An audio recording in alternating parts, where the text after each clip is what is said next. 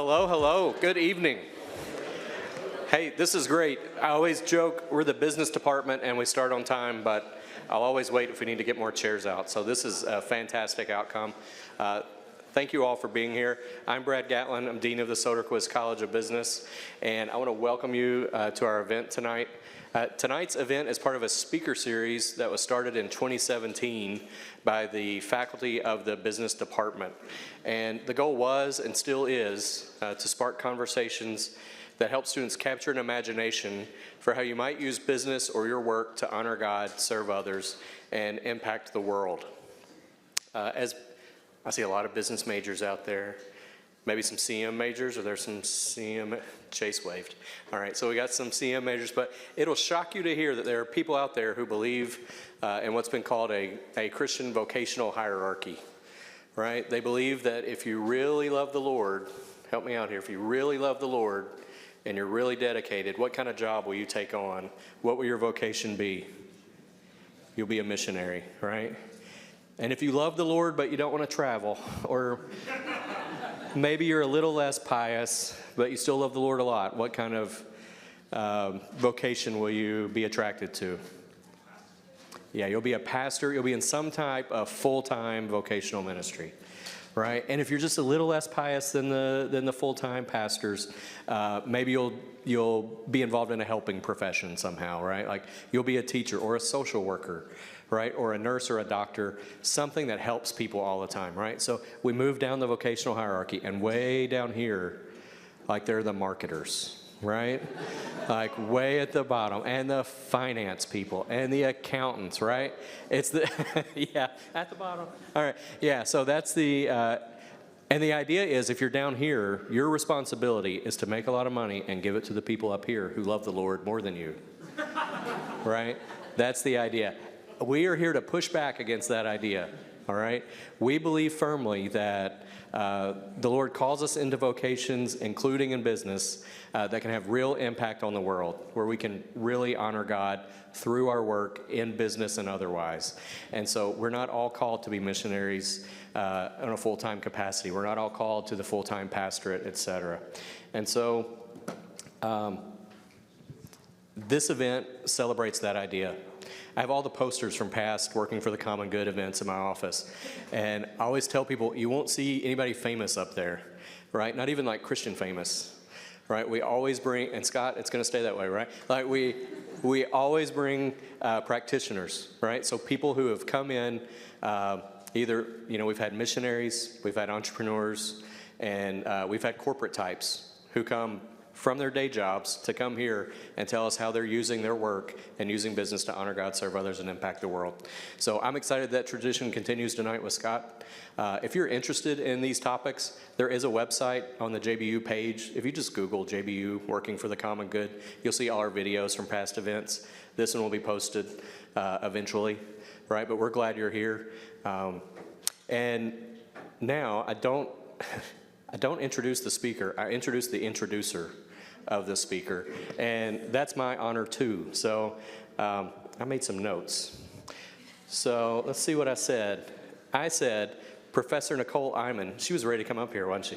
I gotta say so. Professor Nicole Iman is the newest addition to the business department, and if we had this award, she would win Rookie of the Year easily.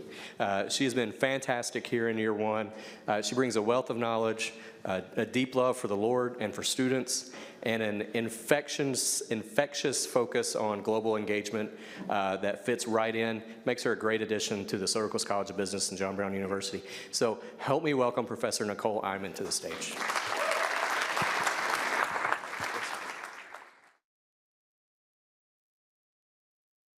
My hands a lot, but I'll try it.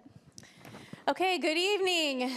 Welcome here. I'm going to introduce the next introducer. No, I am going to introduce Scott. Those of you who've had me in class know that I have difficulty with time management, and I like to talk about a lot of things. So please excuse me. I have written my introduction, and I will try to stick to it. I am very pleased to be with you guys this evening. Nicole Iman, Assistant Professor of Entrepreneurship and Innovation here. I am, as Dr. Gatlin said, in my first year of teaching at JBU, and it's not just because of a Rookie of the Year award that I'm up here. There's also a really particular reason that I've been called on to introduce today's guest speaker, which is Scott Key, the co-founder and CEO of Every Shelter. Prior to joining JBU's faculty, I was working with Scott as co-founder of Every Shelter. I also worked as the vice president and chief program officer. In fact, Every Shelter can trace a piece of its origin story right back here to John Brown University. It is here where Scott and I first met. We were in an honors colloquium class together.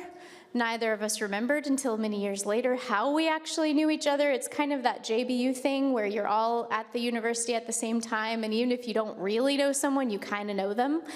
So it was that type of situation that reconnected us years later. It's also JBU's, say it with me, head, heart, hand. Okay, so it's JBU's head, heart, hand model of teaching that I think helped instill in us many of the values that are now shaping Every Shelter's work. After graduating in 2009 with his bachelor's in construction management, where's the CM people again? Got a couple, okay. So it's in the business department, right? It's falling under our umbrella. So 2009, with the bachelor's in construction management, Scott went on to receive his master's in architecture from Rice University. And while there, he participated in a design challenge for improving refugee shelters. So along with one of our other co-founders, Sam Brizendine, Scott designed Emergency Floor. It's an insulated flooring system for refugee shelters. So, meanwhile, while he was at Rice, I had been, since graduation, living in Afghanistan, engaged in humanitarian projects that spanned both economic development and emergency relief. I had been watching Scott and Sam's work with Emergency Floor from a distance. In some of their early campaigns of fundraising, I remember being a donor and getting regular updates. And they had seen a lot of early success in their piloting of the product in Lebanon. But, as many of you know, as is often the case, the road to scaling a new product can often be a bumpy ride. So when Scott reached out 9 years after we knew each other at JBU with some questions about my work and questions related to the aid industry, I was very happy to reconnect and join forces with them to navigate that challenging terrain of manufacturing and supplying products for humanitarian aid. After several months working together, conversations, trips to refugee camps in Lebanon, Jordan, Bangladesh, working to scale this product called Emergency Floor, we identified a major gap in the industry. And, pardon my page turn, it's a gap that revolves around the elements of protracted displacement of refugees and an outdated response system that was not really designed to meet their actual needs. So it's at this point, around this gap in the system and these user needs that we identified, that we came together and formed Every Shelter, an organization created to be about more than scaling just one product. Every Shelter takes a holistic approach to refugee response. Every Shelter is opening a space for refugees themselves to be active participants in the marketplace, creating their own homes based on their own needs and preferences, building businesses to support themselves and the local economy. Every Shelter is working intentionally to disrupt the global aid system. As is the case for many entrepreneurs, in the early days of Every Shelter, Scott was burning the candles at both ends. He was working at MetaLabs in Houston during the day, and then for Every Shelter on nights and weekends and every moment in between. Scott is a skilled designer, always ready to take on a new challenge. Who's ever been to San Antonio? Ridden the riverboats? San Antonio?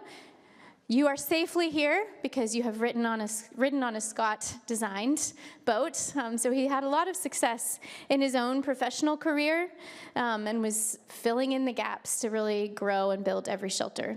And now, in his full-time effort as CEO, he's using those design thinking skills and technical skills to grow Every Shelter.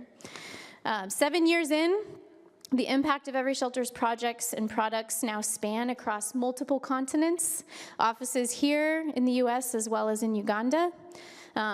Obviously, I'm standing here as a professor. I've transitioned away from Every Shelter now, and I'm excited to bring and teach some of these innovative ideas and skills and principles that we used in founding Every Shelter here to students and bring that experience to John Brown. Scott and the team have carried on the good work, rethinking aid for protracted displacement, using market-based approaches that really disrupt the status quo. Okay, promise, that's it. So, no more introductions, no more people to bring up except for, no more further ado, Scott Key, the CEO, co-founder of Every Shelter.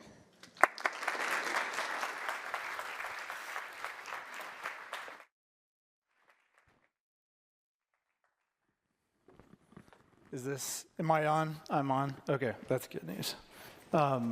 It's really cool to be here. I see Professor Jim Caldwell back there, which is very exciting for me. But I'm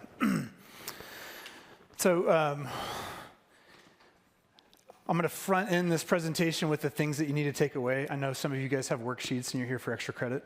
So there you go.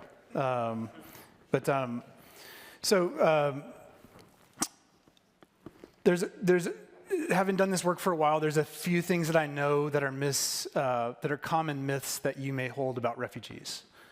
We're in a particular political climate right now where there's a lot of truths, misconceptions. Today, I hope to just frame who it is we serve and what we do. And so I'm going to ask a few questions. If we in this room today felt like the safest possible thing that we could do is flee, to leave our home, our neighborhoods, our jobs, our school, and the safest possible thing I could do would be to cross into Canada or Mexico. How long do you think you'd be displaced? So I want you to just answer that question to yourself. How many people in the world today are displaced? What are the things when I say the word refugee that you think of? I'm going to be awkward for like 20 seconds while you think about those things. How long would you be displaced? How many refugees are there? Maybe not quite 20 seconds. I don't know how you answer this question. I think it shocks people how many people are displaced in the world today. Over 120 million people have been forcibly displaced from their homes. And this is the statistic that really got me into this work when I was in architecture school. But the average duration for a refugee who flees from their home ranges from 10 years to 20 to 26 years, depending on the context. If you're can you raise your hand if you're a construction management major? Because I didn't get to see this. Thanks, guys and ladies. As somebody who was a student of the built environment, you know, if I had you close your eyes and picture what a refugee lives in, it probably doesn't compute with 10 to 20 years, right? You're probably picturing appropriately a tent, something really, really temporary. The other thing that I know that a lot of you may believe is that a refugee is somebody who has come here. Are you familiar with Canopy here in Northwest Arkansas? Some of you guys are. Often when I say the word refugee, what you're thinking of are people who have had the privilege of coming to this country. I say less than 1% on this slide. The statistic's more like 0.001% of refugees globally ever resettle. That is uncommon. That rarely happens. 86% of refugees live in developing countries. I'll say that another way. 86% of refugees live in countries that already struggle to employ the citizens of their own country, who already struggle to service the needs of their own citizens. They're really bearing the brunt of the burden with refugees. I have blurred out this woman's breast in this picture because I'm at JBU for obvious reasons. But if you take away one thing today when I am speaking, this is what you should think of when you think of a refugee. I can't think of a better Mother's Day picture than this picture. I just want you to take in this image. We're doing a photo exhibition next month in Houston with the man who took this picture. He's a war photographer. He's Congolese. This is a woman who's fleeing from the M23 rebel group. This was taken 3 weeks ago. She has all of her belongings on her back. She has her kid on her back, and she's breastfeeding as she's fleeing for her life. If you take away one thing today, I want you to picture a refugee. I want you to picture this when you think refugee.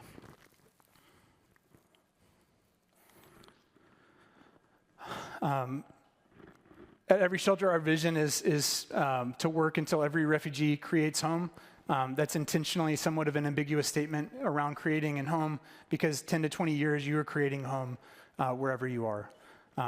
We use the word create actively because they are heavily participating in the creation of their home. We want to help them do that.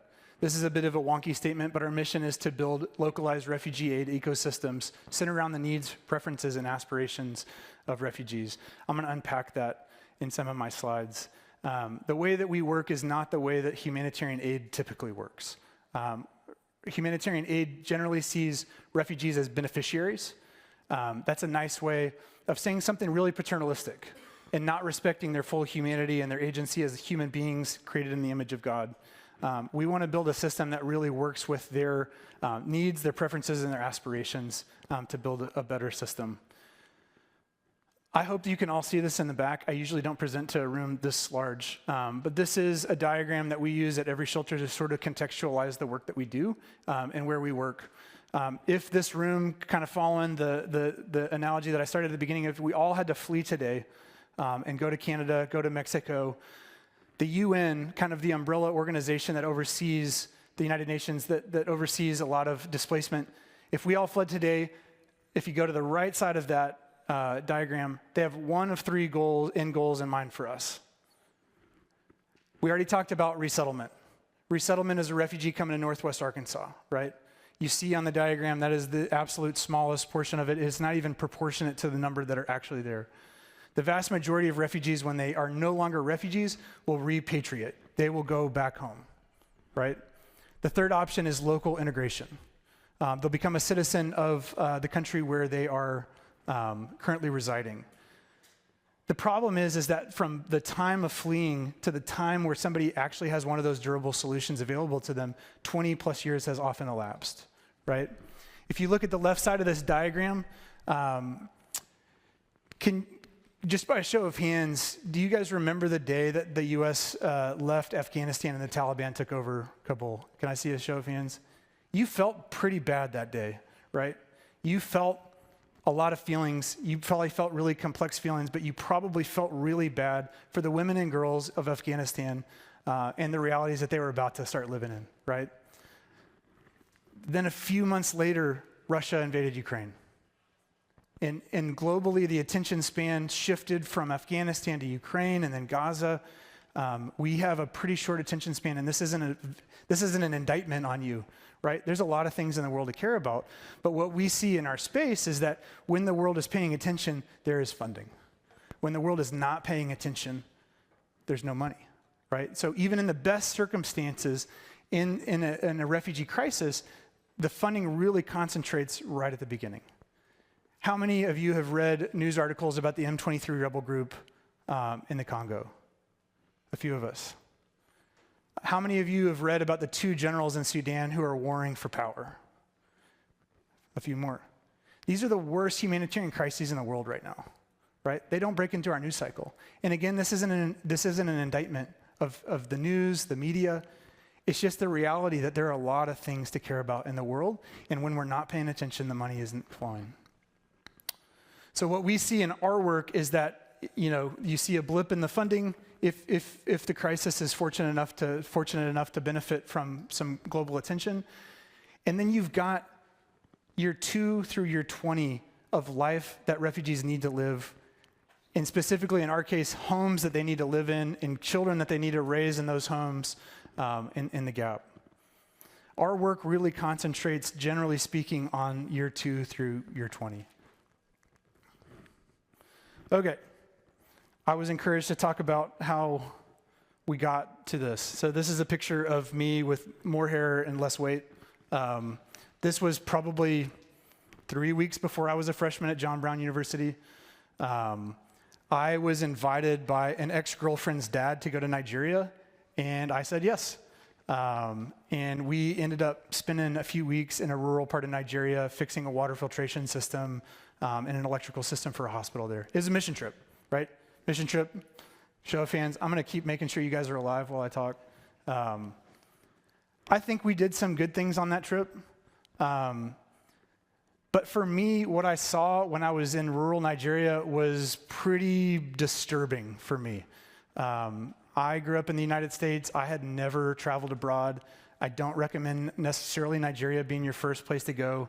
But I saw grown men who, had they had a polio shot when they were children, would have walked the rest of their lives, but instead were forced to drag themselves on the ground for the rest of their life. They couldn't even afford a wheelchair.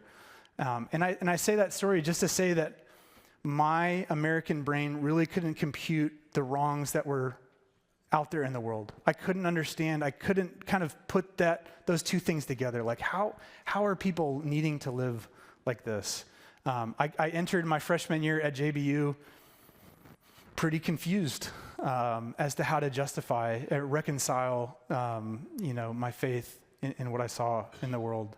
I took Dr. Vila's Honors Old Testament class. I had a gateway class that introduced me to the concept of the Christian meta-narrative of fall, creation, fall, and redemption.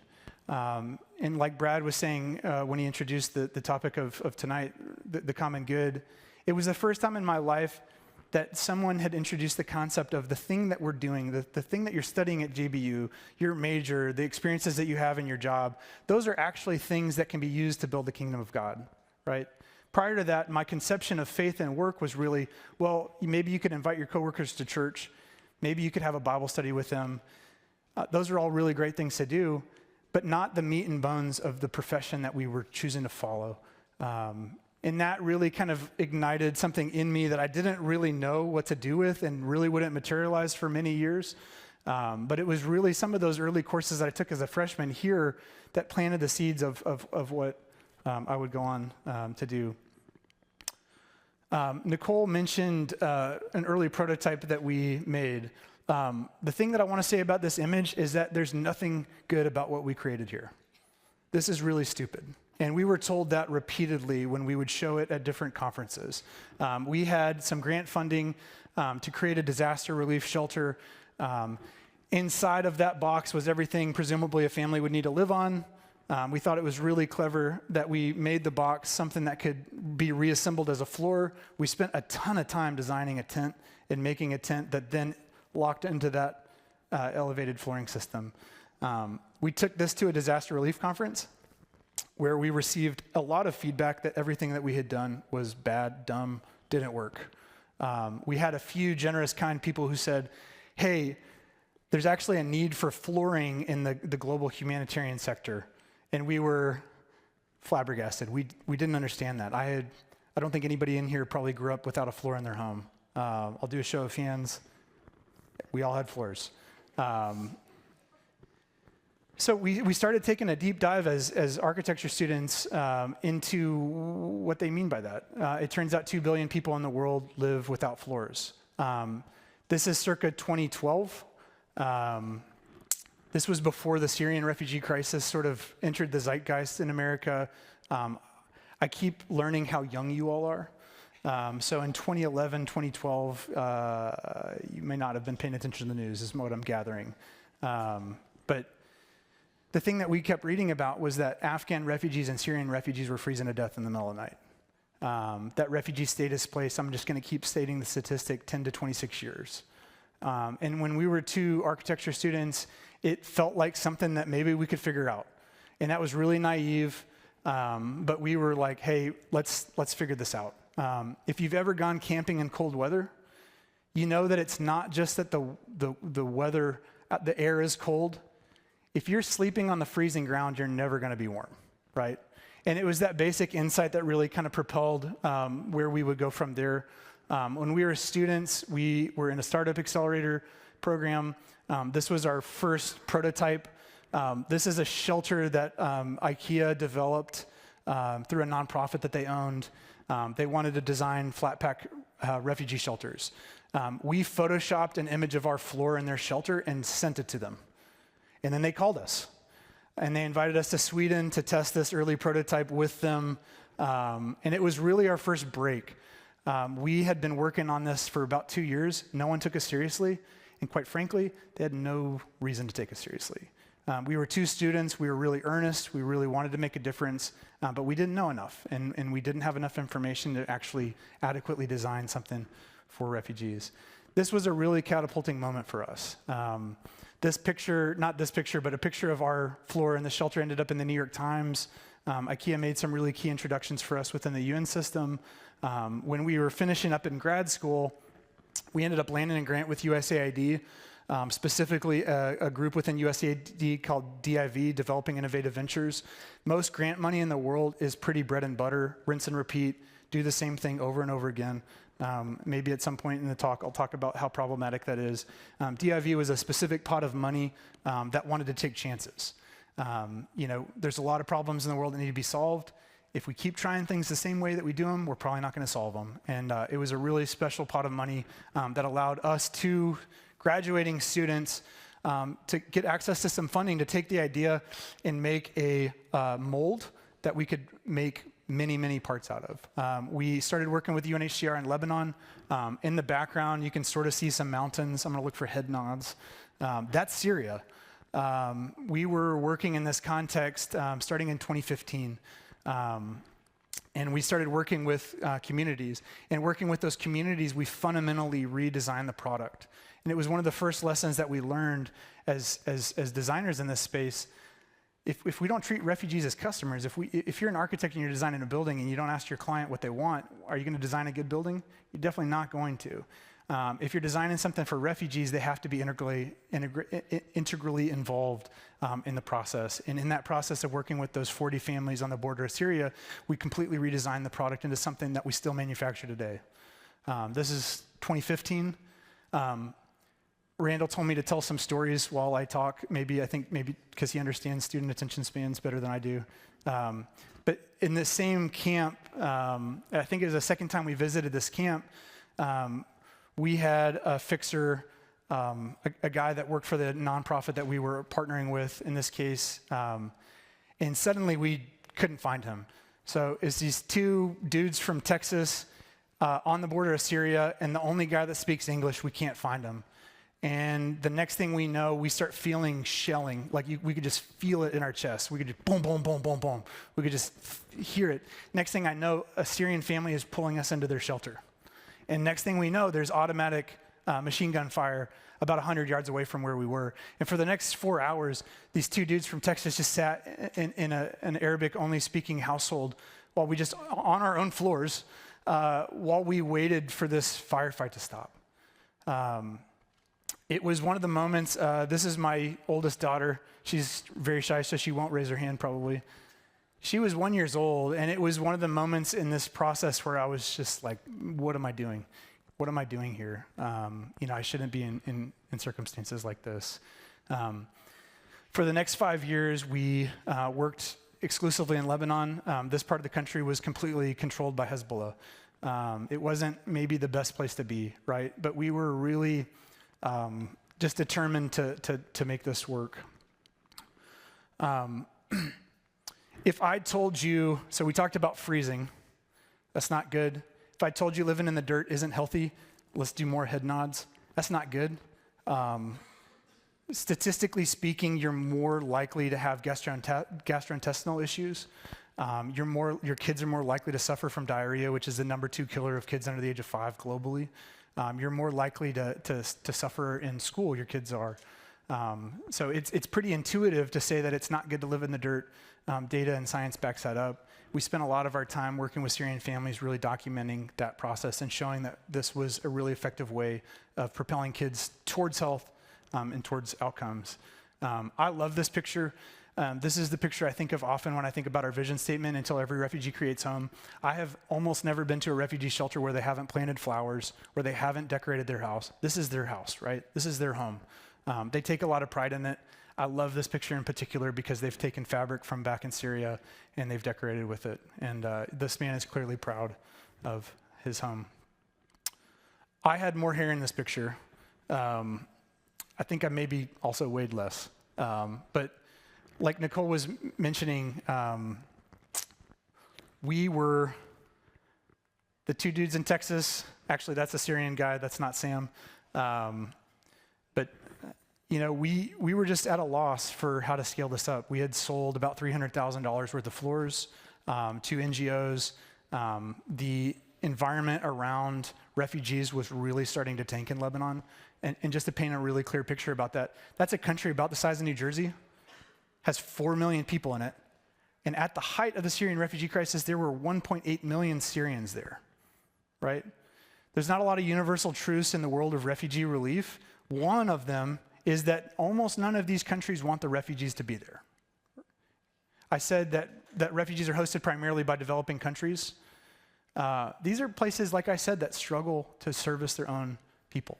In Lebanon, 1.8 million Syrians, a population of 4 million people, right? Those two things don't really compute.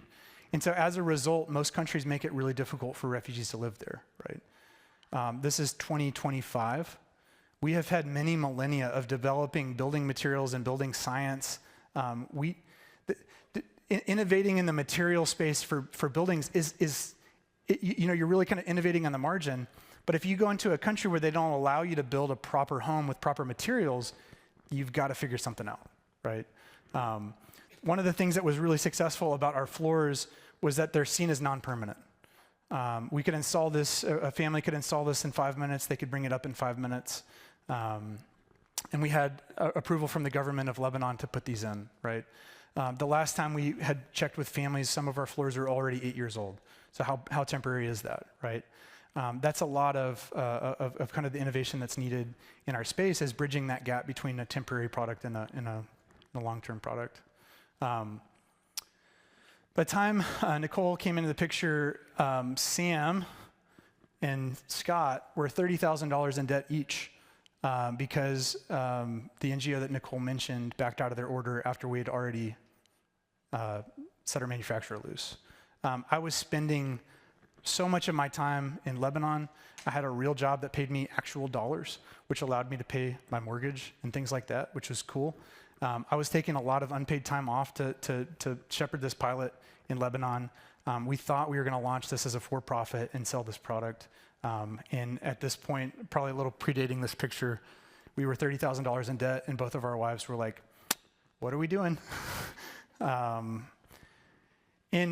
it was about that time, and I could share lots of stories like this, but it was at that time where it was very logical for us to stop. Sam's a proper architect. I was director of product design at a company. We were taking pretty big financial hits, not pursuing that in earnest and spending a lot of time. But then we got into a program at a church that had a social entrepreneurship pitch competition. And Sam and I basically said, we're going to put our money on black. We're going to go to this thing. If it works out, we'll continue. If it doesn't work out, we'll find some way to pay our Chinese manufacturer off. We ended up winning the pitch competition. It came with a huge sum of money. A girl that I had been in small group with for years, her family had a foundation that gifted us enough money that in April of 2019, I was able to quit my job. We had already started working with Nicole and Julia, who both came out of the humanitarian space, to build an organization with a thesis that really stand in opposition to what we were seeing globally. Globally speaking, the aid infrastructure reduces refugees down to a common denominator and then tries to solve for that. So if you think about where all of the refugees might be, I don't know what countries come to your mind, but let's say it's Bangladesh, it's Iraq, it's Venezuelans in Colombia, it's Congolese in Uganda. These are very different places, right? It's probably not surprising to say that these are really hard to get to places. And the way that the humanitarian aid system was solving problems was to reduce refugees across the spectrum of ethnicity, climate, geography, accessibility, and saying, hey, here's the same solution for all of you, right? And so when we founded Every Shelter, one of the things that we were determined to do is say, hey, 10 to 26 years is a long time, right? Maybe we could actually focus manufacturing in this place. Maybe we could actually create job opportunities for refugees in the process of solving some of their housing needs. And so when we founded Every Shelter, for the first few years, we spent a lot of our time really focused on scaling emergency floor up. We moved our plant from China to Turkey. We have sort of an informal motto at Every Shelter where we don't want things to get on boats. When things get on boats, things get complicated. We're in an environment right now where there's a lot of precariousness with tariffs. Even when there's not that precariousness, when you're trying to bring things into a developing country, things get kind of wonky. Clearing agents want bribes. They want, it gets messy. And so during the beginning period of COVID, we moved our manufacturing into Turkey, and we started serving refugees from Syria, inside Syria, in the northwest part of the country, and then southern Turkey. And then a few years later, after we moved our manufacturing to Turkey, Turkey had just an absolutely insane earthquake. How many of you guys remember it? This is just like a pulse check for me now, so you guys can help me out by showing me you're still alive and not just here for extra credit. I'm going to believe that. Well, we found ourselves suddenly in a position where we're not typically emergency responders in the refugee space, but we found ourselves in a position where we were manufacturing a product that now 2 million people needed. Partly because of some of Nicole's connections and some actually JBU grads that were Christian workers in this area, we started getting contacted by Christians who were living in southern Turkey, Christians who were not able to work with Syrian refugees in these places. States where access was quite prohibited, because if you're a white person from the States, if you're going into that state in Turkey, you're either a missionary or you're going to join ISIS, right? Neither a reason the Turkish government liked very much. But suddenly, after the earthquake, we were able to raise quite a lot of money to serve those populations. And we were able to get access to a lot of Christians to that area and develop relationships with people. Just from a personal standpoint, this is probably one of the most troubling experiences of my life. We had raised a lot of money. For a small organization, we were really, really proud of what we were able to do. And then to enter into that space, I live in Houston, there were no buildings standing. We were visiting with families who had been buried under the rubble for 3 to 5 days, Syrians. People who had finally kind of gotten their life on track. We had people sharing stories about a man in white visiting them and feeding them and giving them water under the rubble. I came back a little bit messed up. God has many times kind of in this journey checked me. Unintentionally, you have the attitude sometimes of hey God, look what I'm doing. I'm doing this really cool thing for you. And over and over and over again, God has showed me, I don't need you. I don't need you to do this work. I'm the God that can make rocks cry out, right? I don't need you to do this work. It's a blessing that you get to participate in that.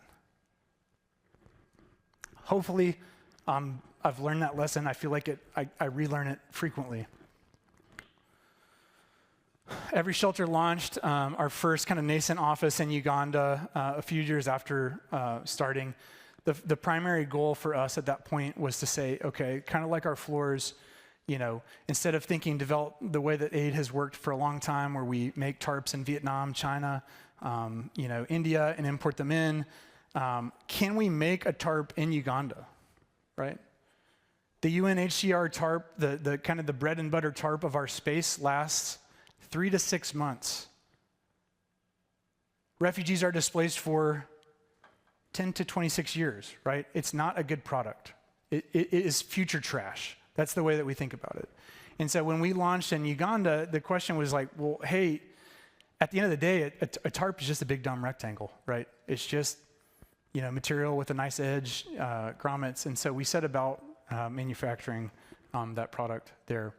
Our tarps are made out of billboard material. I'm going to say that again, billboard material. So the thing that you see on the side of the road, advertising Coca-Cola or Chick-fil-A is made out of a really durable PVC material. I'm gonna look in the back of the room where all the CM majors are. It's a lot like commercial roofing. If I handed a sample around this room and you're blindfolded, you'd be like, wow, that feels like a really durable tarp. Well, because it has Coca-Cola ad on it, it is a waste product. Because everybody's really freaked out about their IP and their branding, it's got to go to the landfill. When Nicole and I were in Lebanon, we saw refugees using billboards instead of tarps. And it was mostly because they saw them coming down. They said, hey, that feels really durable. And they started using them. And so when we started in Uganda, that was kind of the primary thrust, was like, hey, can we make a product here? Can refugees make this product? And can we make a better product, right? We still make that today. This year, we're transferring our manufacturing to a locally run Ugandan business, right? It would be right to call every shelter a research and development nonprofit. We like to prove things are possible. We like to discover it. We like to test it. And then ideally, the best end result is that a local business takes it over. And that's what's starting to happen now. In 2019, we wrote a research document about a different way to administer aid to refugees. We came up with this idea of creating hardware stores and refugee camps. When we introduced it to some of the NGOs that were in our world, they were very offended. They saw this as predatory, that we were going to be taking advantage of refugees. That is not how aid worked. Aid means that I have a truck full of blankets, and I look at this room and I say, everybody line up. And you're sitting in line, you're standing in line waiting for this blanket, and you're like, dude, I already have a blanket. Like, hey man, I live in sub-Saharan Africa. Like, this isn't very relevant to me. But it doesn't matter. You're gonna get in line and I'm gonna hand you that and you're gonna go off. I had already had experiences in refugee camps where I saw World Food Program trucks roll into camps.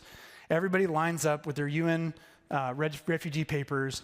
They get their rice that came from the United States. They got their flour that had come from Ukraine. They got their palm oil that came from Malaysia. All of that food had traveled all over the globe to get to this very remote part of Uganda, and then no one left. And that World Food Program truck drove off, and then a truck driven by Somali refugees pulls up, they set up their own table, and they start buying all that food back from everybody. What just happened? They didn't want rice. They didn't want flour. They didn't want palm oil. None of this had anything to do with their diet that they preferred.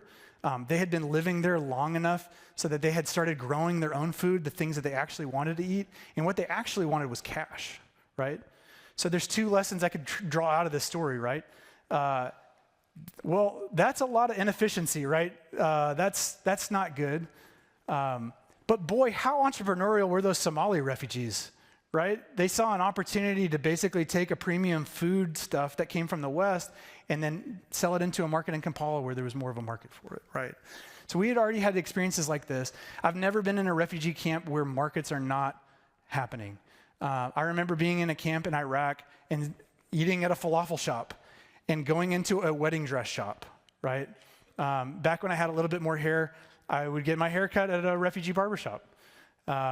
Refugees run restaurants. There's a refugee in one of the camps where we work where he's got an old UNHCR tent, he's got a generator, and he's got a projector, and he shows yesterday's Manchester United game, right, for a fee. Refugees who charge people's phones. And so for us, coming in as outsiders, which is often a pretty great position to come in as innovators, it just seemed like that was a great way to solve a lot of the housing problems that refugees had. This is our first store that we launched several years ago. We launched it in the Bidi Bidi refugee settlement. This is almost all the way to South Sudan, right? I'm gonna do another show of hands, so everybody perk up. This camp had 270,000 refugees living in it. How many people in here grew up in a city larger than 250,000, 270,000 people? Couple. We can all admit that's quite large, right? Do they all have the same problems? Do they all have the same issues? Do they all have the same needs and preferences? And so the idea was combining a lot of the markets that we saw organically forming in refugee camps and saying, hey, maybe this is a better way to serve this population, right? As often as we can, we ask that refugees put skin in the game. Another way to say that is often refugees want to put skin in the game, right? Nothing is free at Shelter Depot. Shelter Depot started with a survey of the community. What are the most common needs and what products are locally available by local businesses that we can place here? Local businessmen that had no access to this market, right? And we started there. And we knew that the store would evolve. And you know, what was really fascinating about this, and I'll kind of go back to the IKEA example, it was 8 years before IKEA put a shelter in a refugee's hands for the first time. 8 years of development before anybody got feedback. That's not a great way to develop a product. You need end user feedback. The way that the system is orchestrated is that it's very top down. Bureaucrats in Geneva want a lot of say in what happens. They put a lot of guardrails in place so that you can't actually develop products with refugees often. This thing became kind of a Trojan horse for us. Once they swallowed the idea of refugees having choice and agency over what they consumed, I could put anything in that store that we wanted to, right? It gave us the ability to work directly with refugees on a regular basis and say, hey, what's hard for you? And how can we solve that? Last year, we launched our second store in a refugee camp in the South. We do this with some of the large NGOs. I take a lot of hits at the industry. The way that we see our work is that we are a research and development nonprofit, right? There are refugees all over the world. I don't want our organization to ever get that large, right? We have a lane that we are good at, that we stick to. And so we work with the large NGOs so that when we discover something that's of value, something that's worthy of scaling, they'll take it to other places with them. So I'm going to run through some of those kind of Trojan horse experiments. When you ask Ugandans, refugees in Uganda, to rate their housing problems, flooring is not chief among them. They usually will tell you about leaky roofs. They'll usually talk about their walls, pests, snakes coming in. Flooring doesn't rank very high.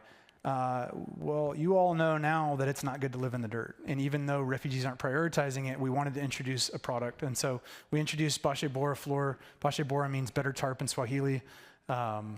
It's the same billboard material that we used for our tarps, and it was very popular. Even though refugees wouldn't rank that really chief among their housing needs, when we introduced it to several families, it became extremely desirable. They like to take it outside. They like to have their kids sitting on it. They recognize how much cleaner they or how much cleaner their kids were. This is probably one of the most popular things that we've done. We didn't invent this. Somebody sent it to me on LinkedIn. But it's a way of taking just a common plastic PET water bottle, creating effectively what's called flashing. And again, I'll look to the back to the CM materials so that they know what the CM guys and girls, so they know what flashing is. But it's a way to take a water bottle, introduce bleach inside of it, and then introduce a hole into a roof, which is something you don't really want to do lightly, and allow a family to have natural light. I can't tell you that this saves lives. I can't tell you that there's really significant impact measurements around it, but it's the most viral thing we've ever done.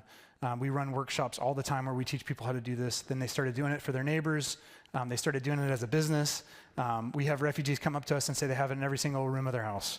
And that was really kind of a source of inspiration for something that I'll show here in a little bit.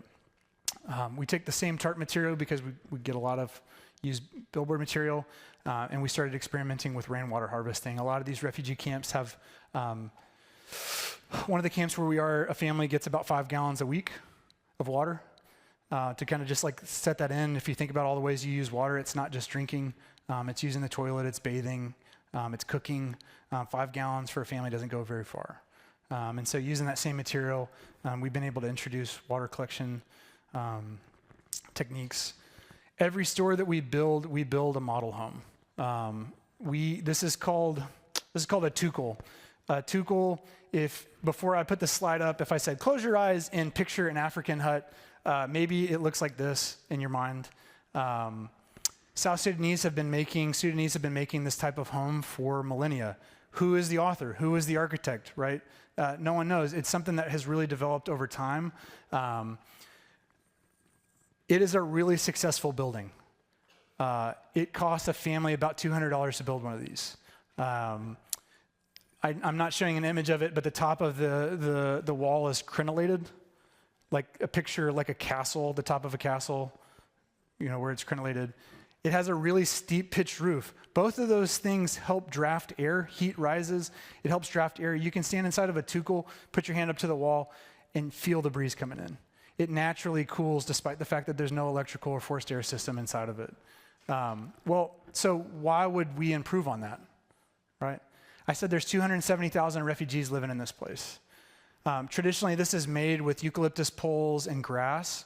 270,000 people come into the same area, all needing the same resources. Guess what? They go away, right? There were no more trees. The deforestation rate in this camp, I've seen satellite imagery where you just watch the canopy just disappear,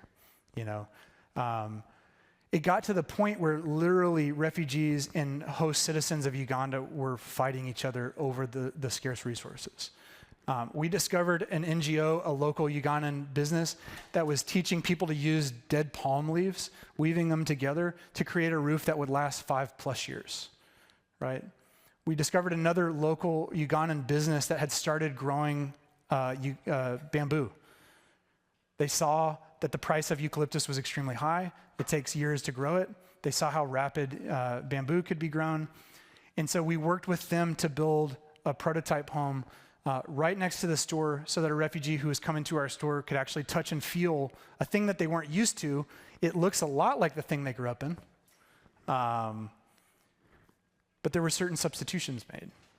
And those things were available at our store. They could come to the store and take a class on how to weave those leaves and replace their roof. We talk about one of our clients. Her name is Mary. She came and she saw this. She didn't have money to buy leaves. And we have what's called at our store as a work for credit program. So work that was already going to happen in the refugee settlements. You come and you pick the thing that you want, and you're able to actually work and earn the thing instead of using cash. She came, she replaced her roof. 2 months later, she came back and she bought an axe. Now she makes charcoal. She keeps some and she sells some, right? Traditional aid structures don't know that Mary wants a roof. They don't know, they can't see that Mary wants an axe. But if you build a platform that can be responsive to people's needs and can actually listen to what they want, you can actually continuously adapt your store to continue to serve their needs. This is a project that we're doing with a Swiss university called ETH. I don't think that this has a lot of play, but it's really fun, and so I'm showing it anyway. We work with a technology called interlocking stabilized soil blocks. It is a cavity. You mix clay soil with a little bit of Portland cement and water. You put it in that cavity, whatever shape you want, and you compress it, and it makes something that has the same structural rating as a concrete masonry unit, a concrete block, right? It's really cool technology. Well, we've been working with that technology. We train people on this. The whole time we're there, they only make 3 shapes. They make what we call straight skinny, fat skinny, and radiused. This one uses radiused. This home does. We were really curious if you could make any mold, what could you do with it? And so we worked with a Swiss university to design 5 different shapes that then aggregate to, this is actually taken like a couple days ago, so we're not quite done with it. But by the end of it, the roof of that will actually also be soil, and then we'll waterproof that soil. We were just curious, can you make an entire house out of dirt, basically? Again, I'm not sure how much this one will scale, but it was just something that we were really interested in doing. So I'm going to kind of bring you up to where we are as an organization. We have shifted basically all of our organization's resources to the southwestern part of the country. There is a huge war happening right now in the Congo. If any of you are familiar with the Rwandan genocide in the 90s, that war didn't stop. It really just kind of crossed a border into the DRC, and it's been going for about 30 years. It goes through phases where it's hot and then not. We're in a current geopolitical climate where Often the world has historically gone to Rwanda and shaken their finger at them and said, hey, you better cut it out. That's not happening right now. The rebel group that's funded by the Rwandan government for the purposes of resource extraction out of DRC has taken over almost all of the major cities in the eastern part of the country where the resources are the richest. So a lot of the minerals that are in your phones, that are in our cars, they come from this region. People want them. This is one of the few places in the world where you can get them. And these armies basically jockey for power over the places where you can extract these things so that they can profit from them. In their wake is the right side of the image, is everybody who had no dealings with that, who wanted nothing to do with it.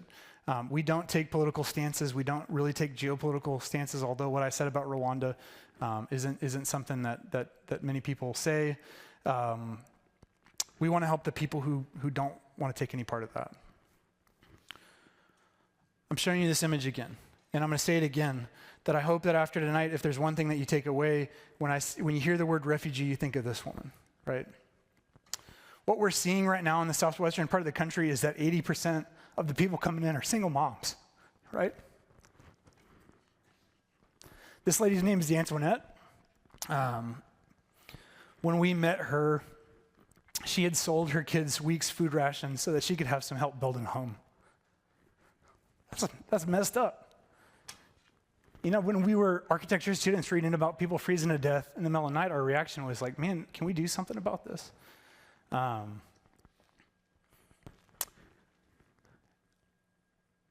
These are the most vulnerable people on earth.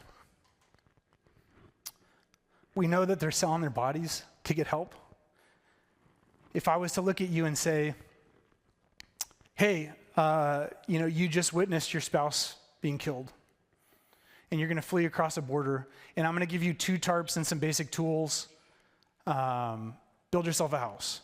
And I'll look in the CM row again, and these are probably pretty handy people, and that would still be a challenge with 2 tarps to build a house that you need to live in for 10 to 20 years, right?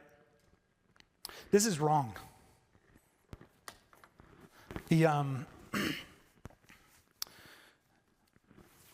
So James 1:27, religion that is pure and undefiled before God the Father is this, to visit the widows and the orphans in their affliction, and to keep oneself unstained from the world. My pastor in Houston recently preached on this, that we were going through the book of James, and he pointed out that word visit. To visit the orphan and the widow in their distress. It's a weird word to say in the context of the widow and the orphan. Are we going to go have tea with them? Are we going to, do a puzzle together? And he pointed out that the Bible is full of instances where God visits earth. God visited the Israelites when they were enslaved in Egypt, and what did he do? He delivered them. In the book of Ruth, God visited the Israelites when there was a famine, and he provided food. In Jeremiah, God came to earth where we are. He saw the Israelites in their affliction with the Babylonians, and he delivered them. Pure religion is this, that we visit the orphan and the widow in distress. I'm not a theologian. I know that this verse isn't just talking about widows and orphans, but we are talking about widows and orphans, right?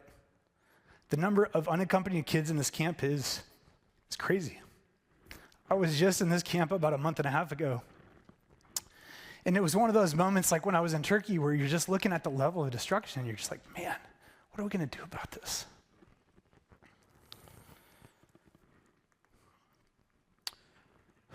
This is the newest program that we're launching at Every Shelter, and it's working directly with refugees to solve these problems.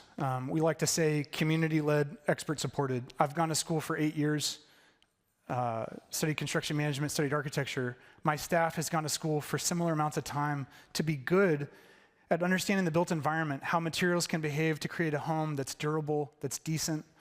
We're launching more stores this year, but we're launching them with refugees who are already running businesses, right? These are refugees who sold shoes back in the DRC, who maybe sold cell phone plans. And And we're going to launch hardware stores with them and support them in that so that material can be available in these camps.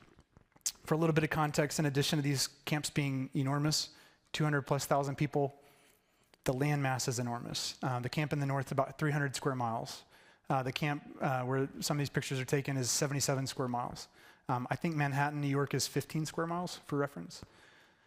These are huge places. Having access to the right materials to improve your home is absolutely a necessity. We're working with refugees to launch more stores in areas where those materials are needed. We're hoping to work with some business folks here at JBU so we can understand how's their business doing, you know. In addition to bringing material to people who need material, are we substantially improving the livelihoods of the store owners? We are actively training refugees how to build for one another. You can't solve these problems with money, but neighbors helping neighbors is a really great way of solving these problems. Even if you were in the building trades back in Congo, which a very, very tiny fraction of the refugees we serve were, there's still a lot that you can learn about how to build. We actively train refugees how to improve their own homes, how to build really durable homes for one another. The most common type of home that is built in this camp where the Congolese refugees are coming in are called mud brick. That's what you're seeing in the middle image. It's literally just mud dried in the sun. It's a really great way to get a wall up. When it rains, if it rains really hard, it's a really great way for bricks to rehydrate. We're teaching classes on how to build better bricks by introducing organic material in the brick. We have developed methods to waterproof that mud brick so that it won't rehydrate in the rain. We launched a program in the camp where we're flooding the market with brick molds so that refugees aren't renting them at exorbitant rates. We're saving refugees about $100 to $150 per home in the process. They can use that money to hire a builder that we've trained. They can use that money to waterproof their homes. This summer, for the first time, we have a staff architect that lives right outside of the settlement. We're bringing in 3 more architects this summer to run a refugee architecture program. There are refugees in this camp who have been there 30 years, and there's about 100,000 that just got there. There's a lot of college-age students who are looking for opportunities, and we do fundamentally believe that using design and design thinking is a great way to solve problems, and what better way to involve the community in that. This is kind of a vision that we have for our response in this camp. In the background, you see this woman's tarp. That's going to last about 3 to 6 more months before it deteriorates. In the foreground is a refugee who's been trained how to build her a better home. There's nobody in the vest running around with the Western logo on it. As far as she knows, the person that's helping her is her neighbor, right? That's what we think is the right way to go about this work. I'm going to close with this. I come back to this passage a lot. I've had the pleasure of knowing a lot of social entrepreneurs. I've had the pleasure of knowing a lot of humanitarians who dedicate their lives to helping people in really tough places. Many of those people are not believers. I don't know how they continue to do this work, if I'm being honest. It is overwhelming. If they're being honest with themselves, they know that we can't fix this. I've told you that the lesson that I've had to learn spiritually over and over again is that God is saying, hey dude, I don't need you. It's a blessing for me to be able to participate in this with him, to be able to use my skills and vocation to serve people. But it's overwhelming. 120 million people is a big number. 10 to 20 years of displacement is a big number. And as a Christian, I have a cheat code, right? God's coming back, right? And I heard a loud voice from the throne saying, "Behold, the dwelling place of God is with man. He will dwell with them, and they will be his people, and God himself will be with them as their God. He will wipe away every tear from their eyes, and death shall be no more. Neither shall there be mourning, nor crying, nor pain anymore, for the former things have passed away." And he who is seated on the throne said, "Behold, I am making all things new." That's the promise that we have, right? You guys are all going to go into different industries. Very few of you will go into this kind of work. All of you, 100% of you, can use the work that you do to build God's kingdom, right? And you can labor with God knowing that he's coming back, that you're participating in the restoration of his creation. But you know he's coming back, and he's going to make it all right.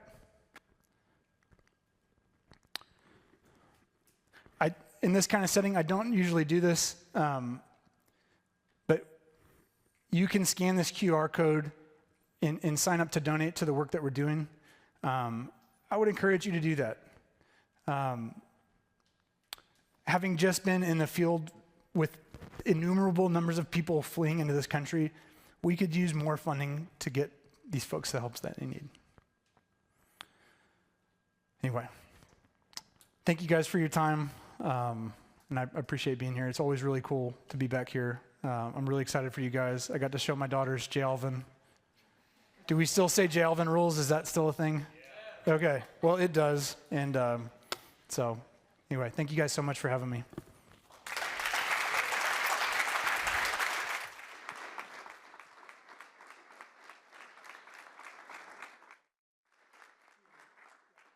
Thank you, Scott.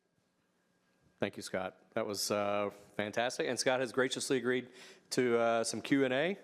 So Dr. Waldron and I have microphones, and we're ready for questions.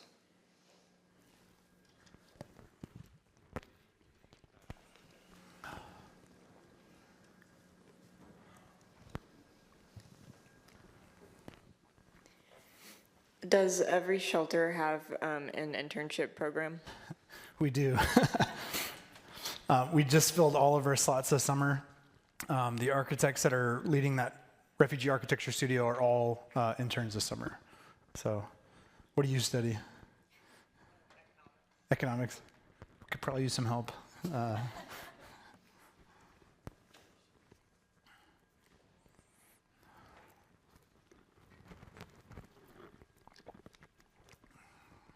How do you make the bricks waterproof? It's a mixture of paint and lime mixed into a slurry. It's not really. I should have put the picture in there. We've got at our office in Kampala. We've got 5 of these set up with mud bricks, and we've been testing it for the last year and a half. But it's basically using like an oil-based paint. So it's the best thing that we found that works, and kind of we can get all the materials locally, and we're not sure exactly how long it prolongs the life of the brick, but it's significant. We just keep that test running for a long time, but we're convinced enough to do more of it, basically. Good nerdy question. Are you a CM major? There you go. Good job. For us that are interested in this kind of work, do you have business cards or a website where we can find more information? Yeah. If I was better with my slides, I would have put that kind of thing up there. Everyshelter.org, and I think all of our contact information's there. Yeah, everyshelter.org. So.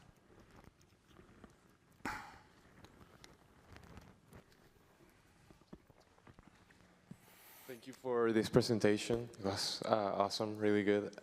So my question is concerning this displaced migrants. You mentioned that usually when they're already displaced in a certain place, they usually take 10 to 20 years to actually like integrate into the society they are in. How do we solve that issue in the first place? Is that even possible? And how does this market-oriented approach to refugee shelters help in that? How do we make sure that these people actually integrate instead of staying so many years in those displaced communities? Yeah. No, that's a great question. The root cause of these people fleeing is war, right? Yeah, I've learned that there's most conflicts. There's not a good guy, bad guy, but there's a lot of people who are impacted by the greed and the power striving of very few people. I don't have a good answer for how to prevent it. So the Assad regime fell in Syria in December. So the refugees that we've been serving for a long time are in a very weird position right now. So if you track where they're coming from, if you imagine what has happened to the places where they're from, their homes are gone, the economy's gone. There's a lot of flagrant, it's a word I always struggle with, flagrant violence happening in these places where, and at the same time, all the countries that are hosting the refugees are saying, hey, time to go home. They don't have anything to go back to, right? And so, but if you look, and I would say Syria is not done, right? That war broke out in 2011, so we're in year 14. Just to kind of put some context on the 10 to 20 year statistic, I mean, I don't know how old you guys were, but you were alive, and it's still going. If you look at the amount of aid that got spent in that context, it's in the trillions. I find myself often thinking about what kind of city could you build instead of this kind of aid. On a personal front, and this has nothing to do with every shelter, I always imagine a better system at a level that I don't get to play at, being that the world's militaries actually create a safe zone for refugees to flee into, and then we take that $2 billion over 10 years and we actually build a city with it. I don't play at that level. But if you look in retrospect in a crisis like that and you say, man, what could we have done with this instead of just these temporary, things like that are pretty tempting. But, yeah. Thank you so much. My heart is yes, thank you. My heart is very close to the surface, so if I'm a little shaky. I am one of roughly 20 disaster relief students, and I know some of us who are not disaster relief students may end up doing that work. But what would you say to us who are where you were years and years ago? What do you wish you would have known? Because I love the way you talked about it. We didn't know anything. We had all these bad ideas, and we went off on all these rabbit trails. What can we be doing now? Yeah, man, that's a good question. When I left a career in construction and told my dad that I want to go to architecture school and do something humanitarian with it, he made me a spreadsheet of my lost wages, my promotion potential, starting salary of an architect, and then pointed out to me that being a humanitarian architect is not actually a thing that exists. And I love my dad, and I really appreciate that he did that for me. But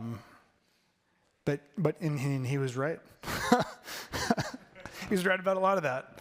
I think if you talk to a lot of people who are entrepreneurial, ignorance is how they get started, and maybe that's a good thing. I'm a really optimistic person. I generally think things are going to work out. That's how I end up in situations where I'm 100 yards away from ISIS and Hezbollah fighting each other. I'm just like, it's going to be fine, So I don't know. I don't know how well I'm answering your question, but I mean, at least for me, it was just I just kind of did. I mean, I have 2 daughters, and so I'm going to quote. I don't remember which animated movie it is. The Next Right Thing. Is that Frozen? That's Frozen. Frozen 2 specifically.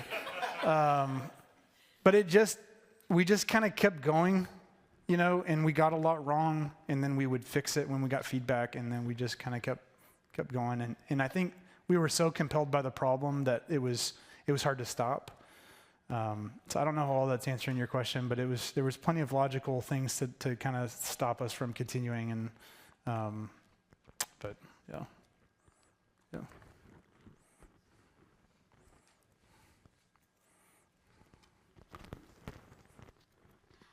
Hi, this might be a really bad question, but can you go back to the graph at the beginning? Because I was wondering what the difference between the difference between integration and resettlement was, because I mean, would they both be like in the country that they were refugees in, or like what's the difference there? Yeah, good question. Not a dumb question. So I've been talking a lot about refugees from Democratic Republic of the Congo or South Sudan living in Uganda, right?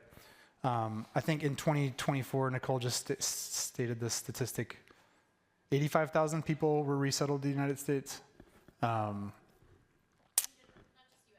In general. Yeah, 85,000 people. So when we talk about resettlement, we're generally talking about them getting on an airplane and going somewhere that we would call the West. So Western Europe, United States. Local integration is, I'm in Uganda now, and then there's a pathway to legal status in this place. That makes sense?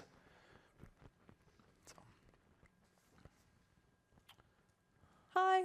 Hi. You mentioned a lot of different problems between the floor and the roof, and the story you told about being pulled into the house to avoid the danger that's already outside. That's a lot of different problems to solve. That's How right. many problems do you think you should try to solve at once? Not very many. Yeah, and it's really normal, and it's very tempting for nonprofits to get pulled into things that they shouldn't be doing and things that are out of their lane. In one of the transit centers with a lot of the refugees who are coming in right now, cholera has broken out. This is in large part due to the fact that USAID funding is not happening anymore, so things like water access, sanitation, and hygiene are not happening in these places. Cholera is something that's very easily preventable with good toilets, hand washing, access to clean water. None of those things are things that every shelter does, right? So actually, in answer to your question, I'm just gonna talk about more problems. It is really tempting for my team who is seeing people suffering from cholera to fix that, right? It's a very human response. You know, part of my job as the CEO is to try to keep us in lane. We want refugees to live in better homes. A lot of the things that I talk about with markets and solutions, those are the tools that we use to get there, if that makes sense. You know, so yeah, but mission creep is a pretty real thing for a lot of nonprofits. It's hard to tell your team, hey, we don't do cholera, right? So.